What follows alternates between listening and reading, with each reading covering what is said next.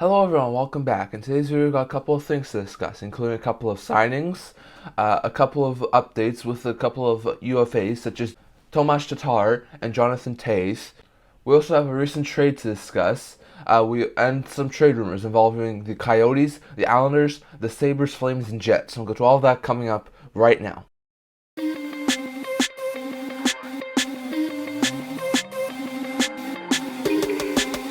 Hello everyone, welcome back to another video here at the NHL Talk Show. Now, as usual, I'm going to kick things off today by discussing a couple of signings that happened recently.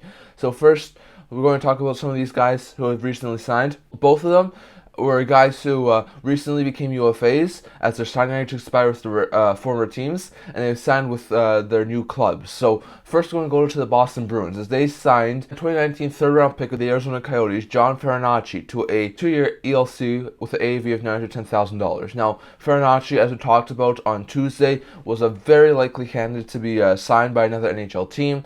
Him along with a couple of other guys. Farinacci's a really good prospect. He was a center who seems to be doing really well.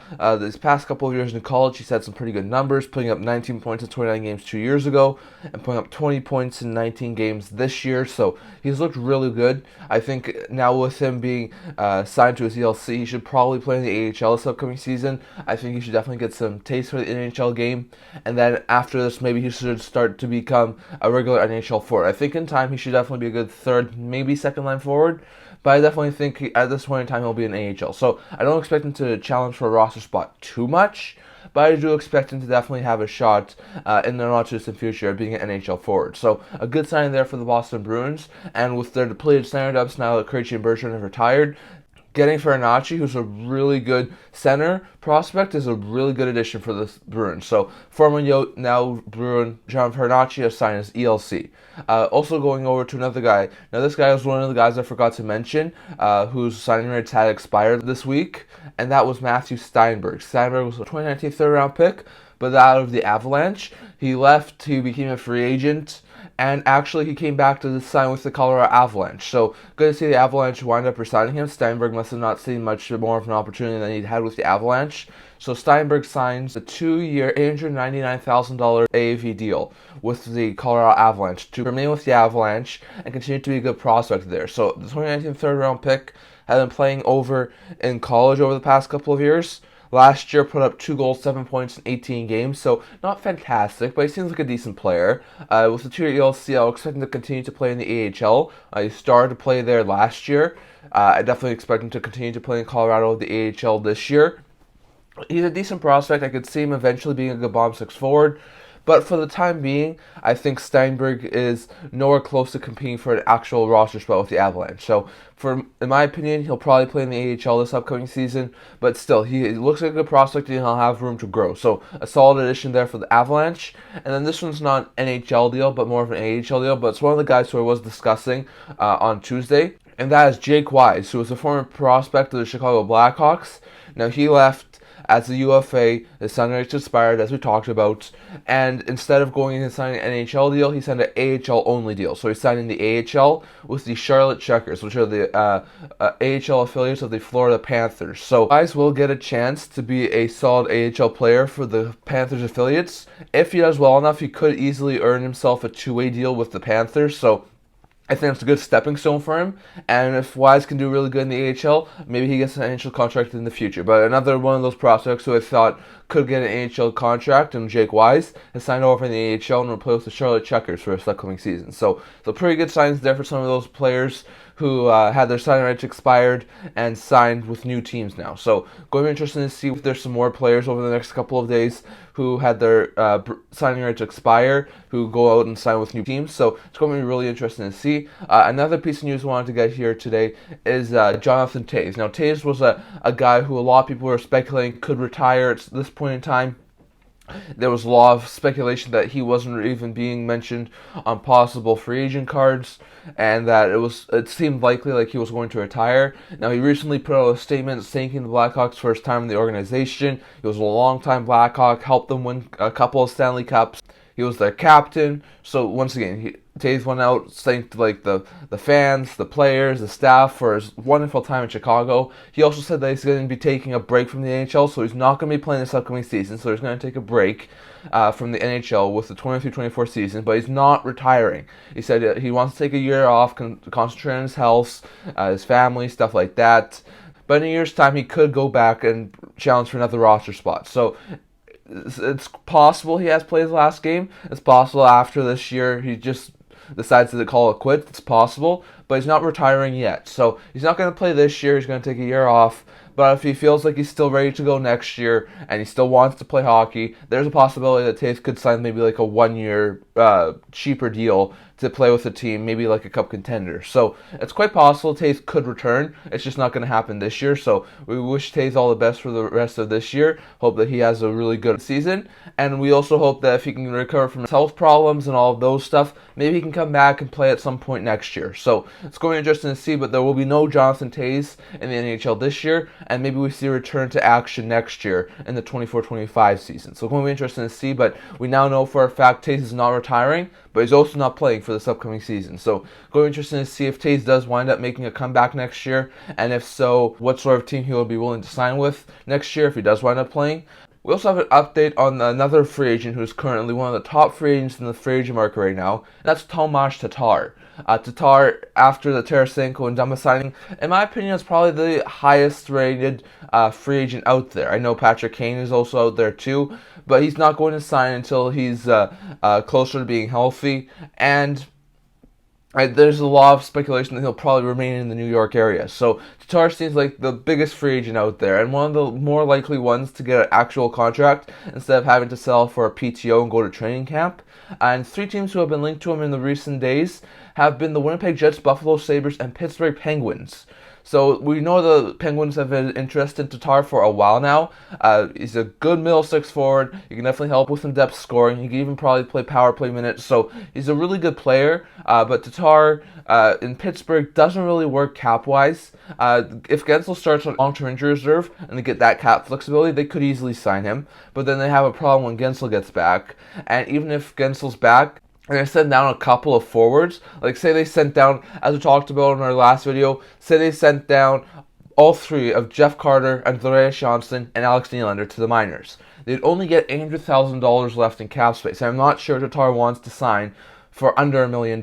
So if they were to try and get Tatar, the only way I could see them try and get Tatar would be they have to move Jeff Carter. That would be the only way I could see that happening. Carter makes a $3.1 million cap hit for this upcoming season.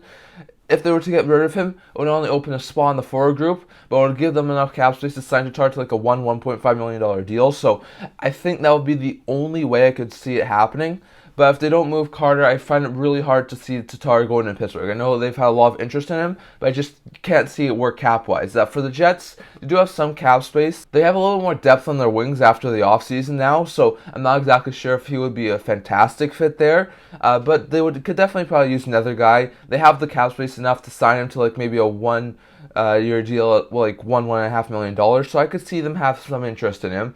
And if they could bring him in, put him in their middle six, it could definitely help that team be a little bit more offensive. So I could definitely see the Jets have some interest. Buffalo, there's just made a trade. We'll get to that in a second, but they have a ton of cap space, so they could easily sign to like a $2 million deal. We know that they could use another middle six forward with a guy like Jack Quinn being injured until November, December, maybe even January. So I could see the Sabres have some interest in Tatar. He's a good middle six forward. He can put up points. So yeah, I definitely think that the Sabres could have some interest and would definitely be able to give him a contract. So going to be interesting to see. But some teams like Buffalo, Winnipeg, and Pittsburgh all have some interest right now in trying to acquire the top-end free agent in Tomas Tatar. Next, we'll go over to a trade that happened last night before we go over to a trade rumors, and that is a simple, smaller trade between the Buffalo Sabres and the Anaheim Ducks. As the Buffalo Sabres sent defenseman Ilya Lyubushkin to the Anaheim Ducks for a 2025 4th-round pick. Now, that 4th-round pick is Minnesota's. It was originally Minnesota's. The Ducks acquired that in a John Klingberg trade at this year's deadline, so the Sabres get the Wild's 4th-round pick, so not a bad pickup for the Sabres. They were not going to keep Lyubushkin on their roster. They could have risked putting him on waivers. There was a big chance that, like I said, 2 of Lyubushkin, Bryson, and Stillman had to go off the roster because they have such a deep roster right now. So, like I said, it is extremely likely that one or two of those guys were going to get moved, and Lyubushkin does wind up being the odd man out. So to get a 4th-round pick for a player who they were not going to keep, in my opinion, that's a really good deal. So we saw a trade like this happen last year, where a guy with a similar cap in Dmitry Kulyakov was dealt to the Anaheim Ducks by the Minnesota Wild for future considerations. So the Wild didn't get anything back for Kulyakov, who was a decent third-pair defenseman. Lyubushkin, also decent third-pair defenseman, doesn't put up too many points. He got them a 4th-round pick. So in my opinion, this is a really good move for the Sabres, that they get a 4th-round pick for something they weren't going to use, and it's a fantastic deal in my opinion. For the Ducks, they still need a defenseman. We talked about this a couple of times over the past couple of weeks. They could use another defenseman to help round out that team, as they have a younger blue line as it is right now, and they could still use a couple of veterans. They brought in Gudas, they brought in Haig, they still have Fowler, but besides that, they have a lot of young defensemen. So bringing Lyubushkin gives them a solid third-pair defenseman. He's a little bit overpaid at $2.75 million cap hit, but the Ducks are probably the team with the most cap space out of anyone. They still have to sign Ziegler and Drysdale, but they still have the most cap space out of any team, so they can easily take on Lyubushkin contract. He's a decent third-pair defenseman. He's a defensive defenseman, so if the Ducks were to call up one of the youngsters, he's also not a guy to shy away from the physical side of the game. So he's a big physical defenseman, a more stay-at-home defenseman, and one who can really be a really good third-pair defenseman. So if the Ducks were to bring in a younger prospect, like a Mitnyakov or a Zellweger this year, if one of those two are NHL ready, they could put them on the third pair, and I think Lyubushkin could be a fantastic pair for one of those younger guys. So in my opinion, that would be a fantastic addition for the Ducks. And he's entering the final year of his deal. So if he does well, the Ducks could retain some salary and maybe flip him at the deadline if he can do well. So I think it's a really good pickup for the Ducks. The Ducks get a solid third-pair defenseman who's really good defensively and not afraid to shy away physically from the physical side of the game. He can work well with one of their younger players, and he worked really well on a third pair for the Ducks. They get him for a very low price tag, and they are going to be able to use him in their lineup, and they gain another experienced defenseman on that blue line. For the Sabres, they were not going to keep Lyubushkin around. There's a lot of talk Lyubushkin, Bryson could both be moved in the not-too-distant future. It clears them cap space. They now have over $8 million in cap space. So we'll get to that in a couple of minutes. I think this could be a prelude to another bigger trade for the Buffalo Sabres. But they now have a ton of cap space, so they could use the cap space to go out and get something else on that team. They have a couple of decent defensemen still. I mean, they still have their top 3 defensemen, Jokiharju, Johnston, Clifton as well, so they still have a really decent defense. They were needed to move on from one of them. Lyubushkin was making the most money. Lyubushkin was also one of the guys who was mentioned to be possibly on the move. So I don't think it's too much of a surprise to get a 4th-round pick in return, which helps their draft capital, gives them something for something they weren't going to keep around. So in my opinion, that was a fantastic deal for the Sabres. So it's a win-win in my opinion. The Ducks get a solid third-pair defenseman, more stay-at-home defenseman, someone who can work really well with their younger guys, and they don't give up a big price tag for it. And they get another experienced NHL defenseman. The Sabres get a 4th-round pick for a player they were not going to use going into this season. So, in my opinion, that's a fantastic deal, and I think for the Sabres, this could be a prelude to something else. For the Ducks, it gives them more cap, gets them closer to the cap ceiling, and it also gives them another experienced defenseman. So, really a win-win trade in my opinion. Love to hear what your thoughts are down in the comments. Did the Ducks win this trade? Sabres win this trade? Or is this a win-win trade for both these teams? And lastly here, we're going to talk about some trade rumors that have come up over the past little while. So first we're going to talk about the Arizona Coyotes. Young prospect and unsigned RFA, Ilya Jenik, with the Arizona Coyotes, has recently been speculated that he wants to trade out of Arizona, and he's looking for a trade to a new team. So Jenik was a 2018 third-round pick of the Arizona Coyotes. He's definitely looks like a pretty good prospect. He's had some pretty good AHL seasons. He hasn't been able to establish himself as an NHL forward. His best NHL season was not last year, but the year prior, when he hit 2 goals, 3 points, and 13 NHL games. So he hasn't really been able to establish himself. At this point in time, he has 4 goals, an assist, and 5 points in 17 NHL games over the past 3 years. So, like I said, he has not been able to get into a solid NHL role for the team. The Yotes definitely improved that team this year, getting Bukestad, Kerfoot, Zucker in the offseason. So that offense looks a lot better, and it'll be a lot more difficult for Jenik to make the NHL roster. So if Jenik can't make the NHL roster this year, there's a good chance that he could be traded. So it'll be interesting to see where he goes. I haven't seen any teams be linked to Jenik. At this point in time, I think he could be a good spare forward, or at the very least, a good fourth-line center for a team. So I think there would be some interest in him. He's also cheap. He's an RFA right now, so the team would need to sign him. But he's not overly expensive. I think at the very least, he'd get around $1 million on a new deal. He's not going to get that much money on a new contract extension. So it's a cheaper player. It's a younger player. It's a guy who can play fourth line minutes.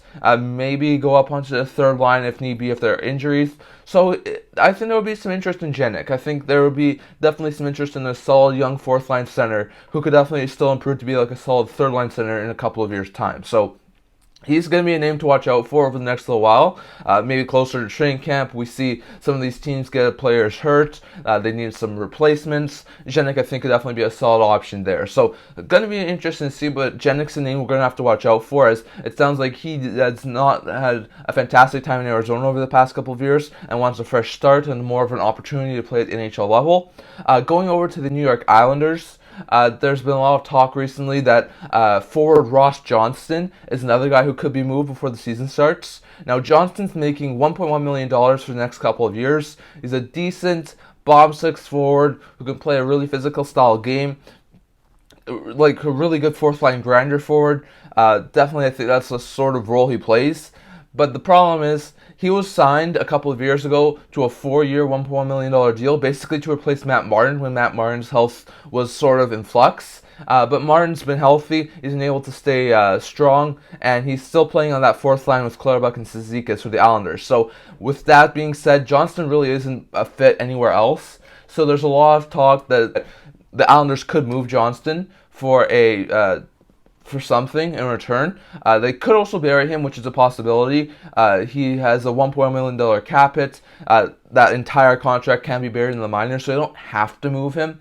But there's a lot of talk that they could gain the cap flexibility by moving him to another team. So he's going to be a name to watch out for a team who's looking for a cheaper end forward, who's closer to $1 million, who can play a good fourth line forward role, play a physical style game. He could be a guy to watch out for. So if there's a team out there who's looking for a physical fourth line forward, I think a guy like Ross Johnston could definitely be a guy to watch out for. So going to have to wait and see. Like I said, not guarantee he gets moved because he has a $1.1 million cap hit. The entire cap hit can be buried in the minors. They could just place him on waivers and send him down.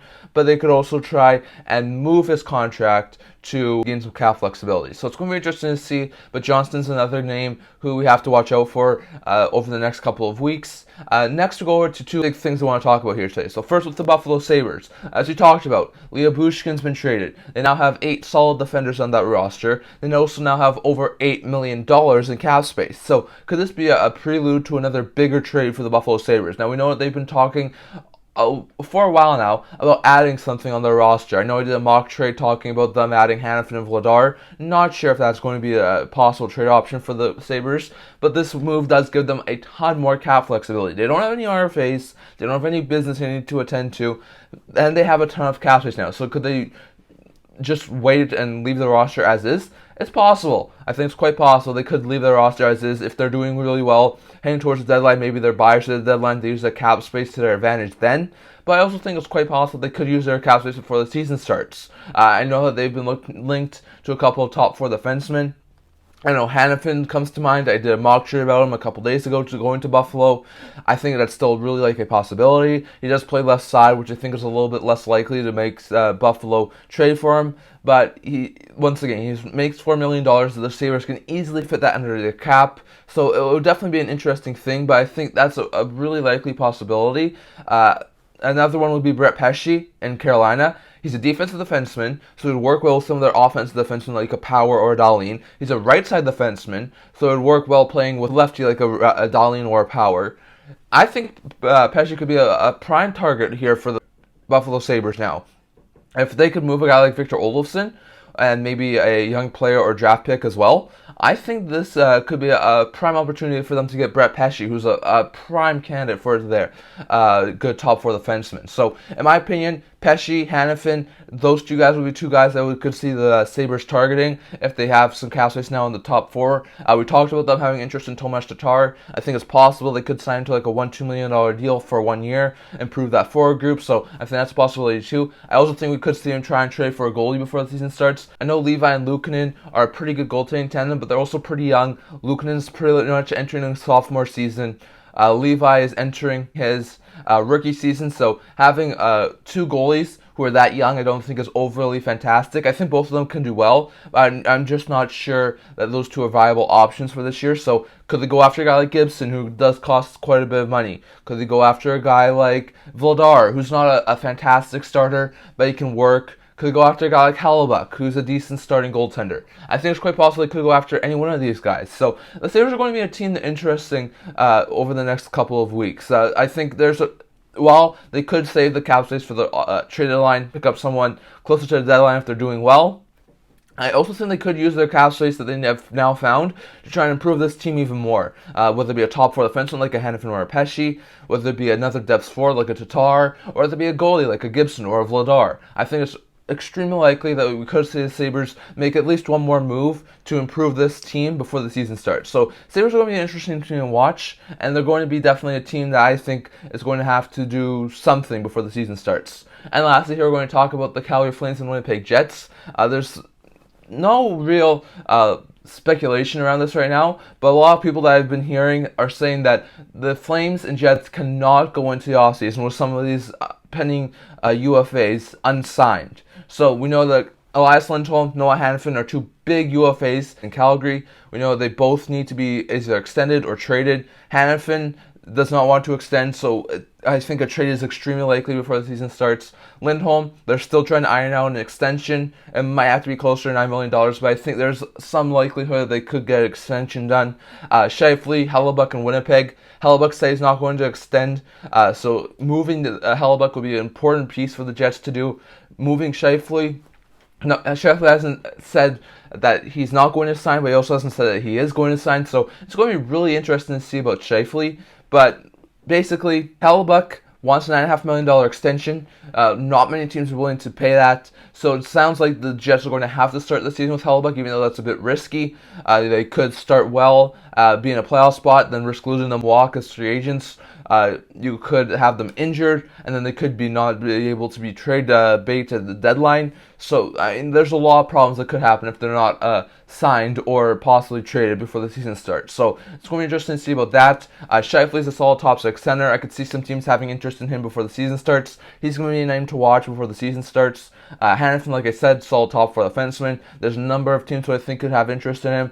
He's going to be a name to watch before the season starts. I think it's a little bit less likely Lindholm signs, a little bit more likely that they extend him, but it's going to be interesting to see if they're able to get that extension done before the season starts. So it's going to be interesting to see, but I once again, I want to reiterate, I do not see the Jets and the Flames being able to start the season with all four of those guys not signed going into the final year of their deals. There's too much risk involved. Could Lindholm be signed? I think it's possible. I don't think there's a trade market for Hellebuyck right now, so he may have to be not signed to go into the start of the season, even though I don't think that's ideal. But a couple of guys like Scheifele and Hanifin, I think, are prime trade candidates to happen before the season starts. So I think Scheifele, Lindholm, if they can at least move those two guys, Hellebuyck starts as the starting goaltender for Winnipeg. Lindholm hopefully gets an extension. But I think if the Jets move Scheifele and the Flames can move Hanifin before the season starts, I think they'd be in a much better position. So, going to be interesting to see, but I cannot see the Flames with those two top-end UFAs and the Jets with those two top-end UFAs go into the season with all four of those guys unsigned and risk having them be injured or be on a good team this year and risking them walk in free agency for nothing. So it's going to be interesting to see, but I definitely expect something to happen between Hanifin and Scheifele at the very least between those two teams. And it's going to be interesting to see if there's a trade that happens before the season starts. But going to be interesting to see. I'd love to hear what you think down in the comments. Who won the Buffalo Ducks trade? Was it the Ducks? Was it the Sabres? Was it a win-win trade? Let me know down in the comments. Also, do you think Jenik gets moved before the season starts? Decent young center who can play fourth line minutes. I think there's a a likely chance that he gets moved. That's just going to be a big question of where. Where do you think Jenik goes in a possible trade? Where do you think Ross Johnston could go in a possible trade? The Islanders, it sounds like they are trying to get rid of his contract. $1.1 million, good fourth line forward. I think there could be some teams interested, so definitely interested to see if he moves. What player do you think the Sabres could go after before the season starts with their newfound cap space? Could they go after Anaheim? Could they go after Pesci? Could they go after Tatar, Gibson, Vladar, someone else? I'd love to hear your thoughts down in the comments. Which player do you think the Sabres could go after before the season starts? Or do they save that cap space for closer to the deadline if they're doing really well? And do you think that the Jets and Flames have to make a move before the season starts? Does Scheifele or Lindholm have to be moved before the season starts? Or is it extremely likely that the Jets start with Scheifele and Hellebuyck unsigned, and the Flames start with Hanifin and Lindholm unsigned, and really play the risk game going into the season with all four of those guys unsigned? Definitely love to hear your thoughts down in the comments. But that's all I'm going to talk about for today. Remember to like this video, and if you're a liker, remember to subscribe down below. I also do a blog talking about news, rumors, analysis, stuff like that, so definitely check that out. I have a link to that in the description below, and I can't wait to see you guys all for the next video. See you guys soon.